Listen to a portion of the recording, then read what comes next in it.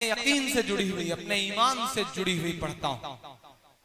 उत्तर प्रदेश से लेकर के आपके यहां तक कुछ चेहरे निकल आए 5 लाख रुपए की पोटली लेकर। उन्होंने कहा ये 5 लाख रुपए ले लीजिए और घर वापस आ जाइए, घर वापसी कर दीजिए, ईमान से मुकर जाइए और हमारे यहां आ जाइए। मैंने सोचा एक नज्म कही जाए, लेकिन उस नज्म की तमहीद में मैं ऐसे तमाम सरफिरे चेहरों को एक वाकया बताना चाहता हूं कि आप दौलत से ईमान का सौदा करना चाहते हैं। शायद आपने आंखें बंद कर रखी हैं, आप कितना भी भला बुरा कहें इस्लाम को, कितना भी बदनाम करने की कोशिशें करें, लेकिन आप भूल रहे हैं कि इस्लाम तो ऐसा मजहब है कि जब जब उसे दबाने की, बदनाम करने की कोशिशें की गई हैं, वो और बुलंदी के साथ दुनिया के सामने आया है। 1400 सालों की तारीख इस बात की गवाह है। मैं बेगूसराय में खड़ा हूं, मैं लखमनिया में खड़ा हूं, लेनिनग्राद कहा जाता है इस इलाके को। यहां खड़ा होकर मैं पूरी जिम्मेदारी से हिंदुस्तान का एक जिम्मेदार नागरिक होकर के इस मंच से दहशतगर्दी की कड़े लफ्जों में मजम्मत करता हूं, मुखालफत करता हूं, निंदा करता हूं, क्योंकि जहां दहशतगर्दी है वहां इस्लाम नहीं हो सकता, और जहां इस्लाम है वहां दहशतगर्दी नहीं हो सकती। क्या सच बात। ये जो चेहरे आपके सामने नजर, मुसलमानों जैसा लिबास पहने हुए ये जो चेहरे नजर आ रहे हैं, हमारा आपका चोला ओढ़े हुए, दरअसल वो मुसलमान नहीं हैं, वो कुछ लोगों के पाले हुए ऐसे चेहरे हैं जो सिर्फ इस्लाम को बदनाम कर रहे हैं। आप कहते हैं कि इस्लाम खून बहाने की इजाजत देता है। मैं तो पूरी जिम्मेदारी से कहता हूं बेगूसराय वालों कि जो मजहब वजू करते हुए नाहक पानी बहाने तक की इजाजत न देता हो, वो खून बहाने की इजाजत कैसे दे सकता है। मैं पूरी जिम्मेदारी से यह बात कहता हूं, मैं कड़े लफ्जों में मजम्मत करता हूं। कभी इस्लाम कभी मासूमों का कत्ल करने की इजाजत नहीं दे सकता। अरे हम तो उनके मानने वाले हैं कि जिन पर रोज कूड़ा फेंकती थी एक बुढ़िया, एक दिन जब उस कूड़ा नहीं फेंक पाई तो आप हुजूर अकरम सल्लल्लाहु अलैहि वसल्लम उसका हाल चाल लेने के लिए उसके घर गए। हम तो उनके मानने वाले हैं। ये जो लोग हैं इनके खिलाफ खड़े होइए, दहशतगर्दी की मजम्मत करिए, क्योंकि दुनिया आपकी तरफ बहुत बुरी नजरों के साथ देख रही है। बोलना पड़ेगा। मैं ये कह रहा हूं दोस्तों कि जिस तरह बिस्मिल्लाह कहकर शराब पीने से हराम शराब हलाल नहीं हो जाती, उसी तरह अल्लाह अकबर कह करके किसी मासूम का कत्ल कर देने से वो कत्ल जायज नहीं हो जाता। हम मजम्मत करते हैं इसके। पूरे हिंदुस्तान के 30 करोड़ मुसलमानों की तरफ से कहना चाहते हैं कि आप हम पे इल्जाम लगाते हैं दहशतगर्दी को पनाह देने की। आप ये बात क्यों भूल जाते हैं कि मुंबई अटैक के बाद जो दहशतगर्द मारे गए थे, आप उन्हें हमारी कब्रिस्तानों में दफनाना चाहते थे। उस वक्त मुंबई का पूरा मुसलमान लिखित तौर पर लेकर के हुकूमत के पास जाता है और कहता है कि हम अपनी कब्रिस्तानों में दहशतगर्दों को दफनाने की इजाजत तक नहीं देंगे। आप इन बातों को क्यों भूल जाते हैं। ये बदनाम करने की साजिशें बंद करिए, ये घर वापसी की साजिशें बंद करिए। आप कभी लब जिहाद लेकर आते हैं, कभी घर वापसी लेके आते हैं, कभी गाय लेके आते हैं, फिर कैराना लेकर के आते हैं, और अब आप जाकिर नाइक साहब को बदनाम करने की कोशिशों में लगे हुए हैं। हमारा अकीदा भी कैसा हो, हमारे मसलक अलग अलग हो, लेकिन ये बुरा दौर है। मैं आपसे गुजारिश करता हूं कि मसलकों की लड़ाई को मस्जिद और मदरसे तक महदूद करिए। सड़क पर एक नजर आइए, अपने खिलाफ होने वाले जुल्म के साथ खड़े होइए। आज नहीं खड़े होंगे तो आपका भी नंबर आने वाला है। मैं आपसे ये गुजारिश करते हुए नज्म शुरू करता हूं। वो कहते हैं 5 लाख लीजिए और घर वापस आ जाइए। वो ये भूल जाते हैं कि दुनिया की एक सुपर पावर ताकत में एक शख्स हुआ करता था। अल्लाह ने उसको ऐसा हुनर दिया था, उसके पैरों में ऐसा जादू था कि वो जब थिरकता था तो दुनिया अरबों डॉलर लुटा दिया करती थी। लेकिन उस शख्स को कहीं सुकून नहीं मिला तो उसने अपने चचेरे भाई से कहा कि मुझे सुकून की तलाश है। चचेरे भाई ने कहा सुकून चाहता है तो कुरान पढ़। उस शख्स ने कुरान पढ़ी और उसके बाद इस्लाम में दाखिल हुआ। उस शख्स का नाम था माइकल जैक्सन। आप रेट लगा रहे हैं 5 लाख, यहाँ अरबों डॉलर ठुकरा करके लोग इस्लाम की पनाह में आ रहे हैं और आप रेट लगा रहे हैं 5 लाख। कुछ बात तो है मेरे इस्लाम में, कुछ बात तो है मेरे इस्लाम में कि जिस शख्स के मुक्के से दुनिया कांपती थी वो सुकून की तलाश में इस्लाम में आकर के मोहम्मद अली हो जाता है। कुछ बात तो है मेरे इस्लाम में साहब, कुछ बात तो है मेरे इस्लाम में कि यूसुफ योहाना मोहम्मद यूसुफ हो जाता है। कुछ बात तो है मेरे इस्लाम में कि सुनीता विलियम्स जब अंतरिक्ष जाती हैं तो उन्हें वहां से सिर्फ 2 जगह रोशनी दिखाई पड़ती है और वो 2 जगहें हैं मक्का और मदीना। कुछ बात तो है मेरे इस्लाम में। मैं एक नज़्म पढ़ता हूँ आपकी अदालत में साहब। ऐसे बहुत सारे चेहरे होंगे जिन्होंने शायद पहले नहीं सुना हो मुझे। मैं जिन चीजों के लिए या तो बहुत बदनाम हूँ या बहुत मशहूर हूँ, कोशिश करता हूँ कि वहां तक आपको पहुंचाऊं। पढ़ता हूँ साहब। कह रहा हूँ मैं ये नाप कर तोल कर, मैं हिम्मत करता हूँ मेरी आवाज से आवाज मिलाना। लबों पर हम सजा कर आयते कुरान निकले हैं, वतन पर मरने मिटने का लिए अरमान निकले हैं। जमाना अगर तुला है जान लेने पर तो क्या डरना, हथेली पर सजाकर हम भी अपनी जान निकले हैं। हथेली पर सजाकर हम भी अपनी जान निकले हैं। फैज भाई पढ़ता हूँ नज़्म। कह रहा हूँ मैं ये नाप कर तोल कर, अपने ईमान की आवाज पर बोल कर, अपने ईमान की आवाज पर बोल कर, ख्वाब घर वापसी का जो बुनते हैं वो,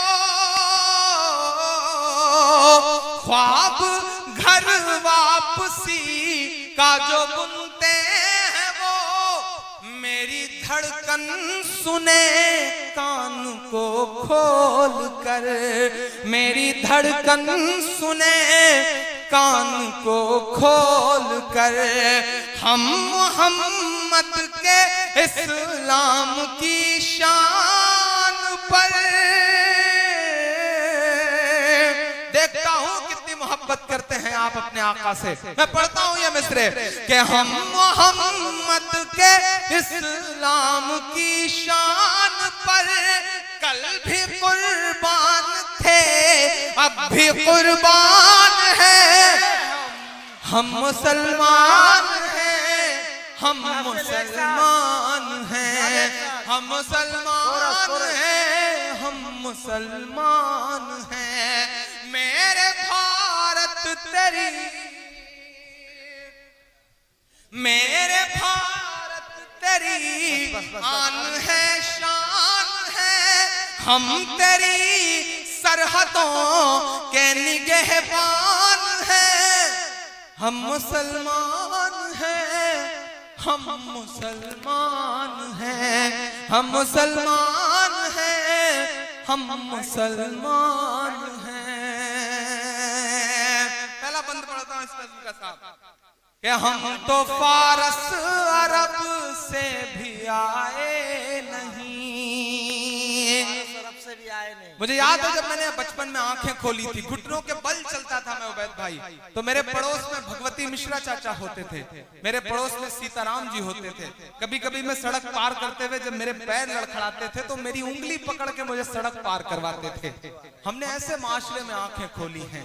ये कौन लोग हैं जो टिकट लेकर के घूम रहे हैं कि पाकिस्तान चले जाइए। अब की जो फैसला होगा वो यहीं पर होगा। अब कि हम दूसरे हिजरत नहीं होने वाली, हमसे अब दूसरी हिजरत नहीं होने वाली। अब ये जो लोग हैं जो कहते हैं साहब कि हिंदुस्तान हमारा है, आपका क्या है, मैं उनसे चीख करके कहता हूं कि आप बाय डिफॉल्ट हिंदुस्तानी हैं। गिरिराज साहब आप बाय डिफॉल्ट हिंदुस्तानी हैं, हम बाय चॉइस हिंदुस्तानी हैं। हमने चुना है हिंदुस्तान को, हमारा हक 2 गुना है इस मुल्क पर।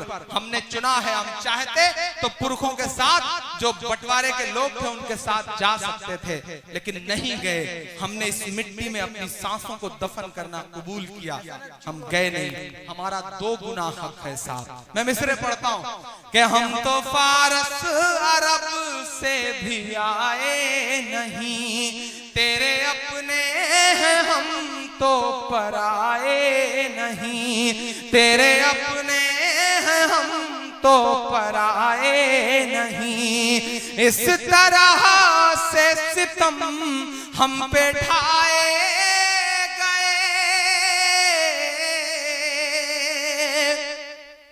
महसूस करिएगा कभी कभी उस सितम को। हम चेहरे से मुसलमान नहीं लगते, हम ट्रेनों के फर्स्ट क्लास में सफर करते हैं। मेरे इस दर्द को अरशद साहब समझ सकते हैं, उबैद भाई समझ सकते हैं, फैज भाई समझ सकते हैं, परवेज भाई समझ सकते हैं, या हम इन जैसे लगने वाले तमाम लोग समझ सकते हैं। हम ट्रेनों के फर्स्ट क्लास में सफर करते हैं, हमारे पड़ोस में बहुत सारे लोग बैठे होते हैं, हम चेहरे से मुसलमान नहीं लगते, लेकिन जब हमारे मोबाइल पर फोन आता है और हम जवाब में जब वालेकुम अस्सलाम कहते हैं तो हमारे आसपास की सवारियों के चेहरों के एक्सप्रेशंस बताते हैं कि मुल्क के हालात बहुत बदल चुके हैं। समझिए इस बदलाव को समझिए, बात करिए। हम एयरपोर्ट पर खड़े होते हैं सिक्योरिटी चेक के लिए, बोर्डिंग पास पर हमारा नाम पढ़ने के बाद सिक्योरिटी इंचार्ज की उंगलियों का दबाव बताता है कि मुल्क के हालात तो बहुत बदल गए हैं। बोलना पड़ेगा, मायूस होने से काम नहीं चलेगा। बिहार वालों, मायूसी कुफ्र है। आपने मुत्तहिद होकर बताया पूरे हिंदुस्तान को कि फासिस्ट ताकतों से मुकाबला इस तरह किया जाता है। मैं सलाम करूंगा आपको, आप बहुत जिम्मेदार लोग हैं। आप मायूस नहीं हुए, क्योंकि मायूसी कुफ्र है इस्लाम में। डूबते हुए सूरज को देख करके लोग दरवाजा बंद कर लेते हैं और उगते हुए सूरज को देख करके लोग दरवाजा खोल देते हैं। आपसे गुजारिश करूंगा, नई नस्लों से गुजारिश करूंगा कि बोलना सीखिए, वक्त से आंख मिलाइए, बुरे वक्त के सामने खड़े होइए, क्योंकि जो वक्त से आंख नहीं मिलाते वक्त उनसे बहुत बुरा इम्तिहान लेता है। जिन अंग्रेजों की हुकूमत में कभी सूरज नहीं डूबता था, जब वो वक्त से आंख नहीं मिला सके तो आज उनके राजाओं के कपड़े बैंड बाजे वाले पहनते हैं। समझना पड़ेगा इस बात को। मैं पढ़ता हूं बंद कि हम तो फारस अरब से भी आए नहीं, तेरे अपने हैं हम तो पराए नहीं। इस तरह से सितम हम पे ढाए गए, मुद्दतें हो गई मुस्कुराए नहीं, मुद्दतें हो गई मुस्कुराए नहीं। पटना से लेकर के दिल्ली तक इमरान प्रतापगढ़ी के मिस्रों की गवाह हैं हिंदुस्तान की हजारों इमारतें कि मेरे पुरखों की जागीरदारी है ये। ईमान में हरारत पैदा हो तो बताना जरा सुन करके कि मेरे पुरखों की जागीरदारी है ये, मत समझना कि हम लोग मेहमान हैं, हम मुसलमान हैं, हम मुसलमान हैं। मेरे भारत तेरी आन है शान है, हम तेरी सरहदों के निगहबान हैं, हम मुसलमान हैं, हम मुसलमान हैं। आखिरी बंद पढ़ता हूं इस नज्म का। घर वापसी, घर वापसी, घर वापसी। स्वामी जी, योगी जी, प्राची जी, कराना है घर वापसी तो मैं दो नाम गिना रहा हूं। अगर करा सकिए तो उनकी करवाइए। पूरे हिंदुस्तान ने बहुत पलकों पे बिठा के सुना है ये मिसरे, जिन पर मैंने कहा है वो तक चौंक गए थे ये मिसरे सुन करके। कहीं मैं पढ़ता हूं, सुनेगा कि सब पे लागू न ये कीजिए, स्वामी जी सब पे लागू न ये बेबसी कीजिए, अपने घर की भी कुछ चौकसी कीजिए, अपने घर की भी कुछ चौकसी कीजिए। हाँ वो मुख्तार नकविया शहनवाज, जरा सा और जोश से सुनिएगा इन मिसरों को। हाँ वो मुख्तार नकविया शहनवाज, पहले उनकी तो घर वापसी कीजिए, पहले उनकी तो घर वापसी कीजिए। और जो उधर दोस्त खड़े हैं जिन्होंने पूरी रात एक भी मिसरे पे किसी को दाद नहीं दी है, मैं उन्हें भी पुकारता हूँ, मैं इन्हें भी लोगों को शामिल करता हूँ, ये सामने बैठे लोगों को और पीछे बैठे के शख्स को शामिल करता हूँ, क्योंकि अब जो मिसरे पढ़ने जा रहा हूँ ये आपके 800 सालों की तारीख है इन मिसरों में।